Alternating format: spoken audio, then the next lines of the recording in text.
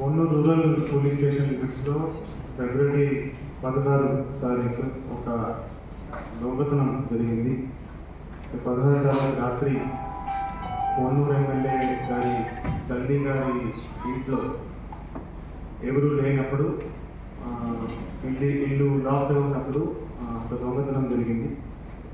House breaking చేసి లోపల నిర్వా break చేసి అక్కడ నుంచి 42 sovereigns గోల్డ్, 10 kg సిల్వర్, 1 లక్ష క్యాష్ దొంగతనం చేయడం జరిగింది. దాని మీద కోన్నూరు రూరల్ పిఎస్లో లైన్ నెంబర్ 26/2026 కింద కేసు నమోదు చేసి ఇన్వెస్టిగేషన్ సిఐ కోన్నూరు రూరల్ దీంట్లో టేకప్ చేయడం జరిగింది. సో ఈ కేసును ఒక సవాల్గా తీసుకొని ఇన్వెస్టిగేషన్ చేయడం జరిగింది.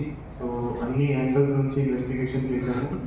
Finger prints, CDR, tower dump analysis అన్ని రకాల టెక్నికల్ ఇన్వెస్టిగేషన్ చేస్తూ ఈ కేసును ఈరోజు ఛేదించడం జరిగింది. సో ఈ కేసులో 5 ముద్దాయిలని ఐడెంటిఫై చేసి వారిని ఈరోజు